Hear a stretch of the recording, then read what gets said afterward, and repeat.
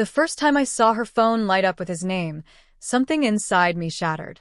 It wasn't a loud break, but a silent fracture, like delicate glass splintering under unseen weight. For weeks I had noticed the signs: hurried kisses, excuses about late meetings, laughter that no longer belonged to me. But seeing the name Ethan glowing on her screen while she showered confirmed the truth I had been dreading. My wife, the woman I had devoted 12 years to, was no longer mine. That moment marked the beginning of the end. When she stepped out of the bathroom wrapped in a towel, humming softly, it was clear that song wasn't for me. I didn't confront her. Not yet. I simply watched as she walked into the bedroom, fingers lingering over her phone, lips curving into a smile she hadn't given me in months. That night, as she slept peacefully beside me, I stared at the ceiling, my chest heavy and throat parched. The woman I believed would be my forever was living a double life.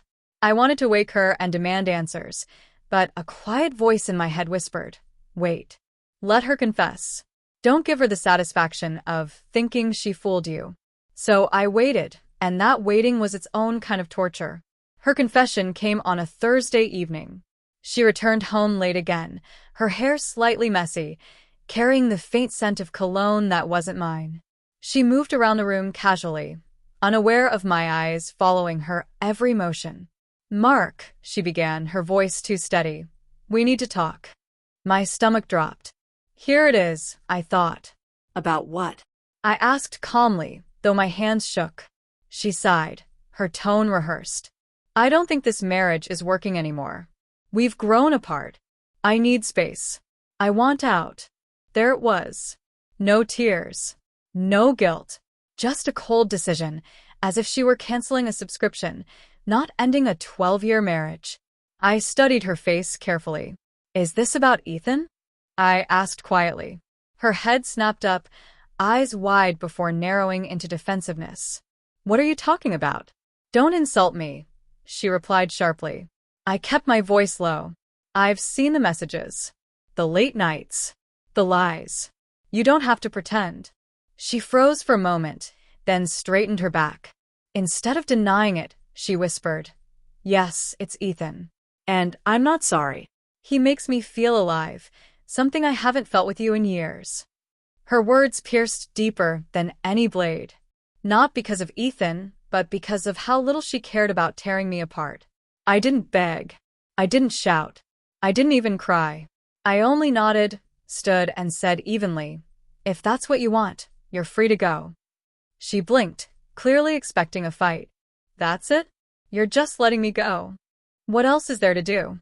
I asked, my tone steady though my heart was breaking. "You already left me, Emily. Tonight you only said it out loud." The next week passed in a blur of paperwork and silence. We slept in separate rooms.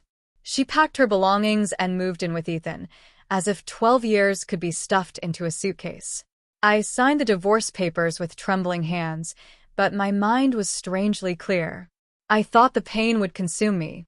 But when the final stamp landed on those documents, I felt something unexpected: freedom. The first nights alone were brutal. The bed felt like a cavern, the silence deafening. Every corner of the house whispered with her absence, her laughter in the kitchen, her perfume still clinging to the hallway. But slowly, life began to return. Old friends reached out. My sister called every day. Even my guitar, long abandoned in the closet, found its way back into my hands. I wasn't healed yet, but I was breathing again. And with each breath, I realized something profound. I hadn't lost her. I had been set free from her. A month later, she came back. It was a Saturday afternoon when I heard the knock. Opening the door, I saw Emily standing there, not radiant as she once looked with Ethan, but hesitant, uncertain. "Hi, Mark," she said softly, as though that simple greeting could erase everything. I leaned against the frame, arms crossed. "What do you want?" I wanted to see how you're doing," she murmured, eyes flicking past me into the house that was once hers. "Why?" I asked flatly. "You made it clear you didn't care." She swallowed, then asked the question that betrayed her real reason for coming. "So, is there someone else? Have you moved on?" The irony nearly made me laugh. She had left me for Ethan, and now she wanted to know if someone had replaced her. Yes, I answered simply. Her face fell. Who?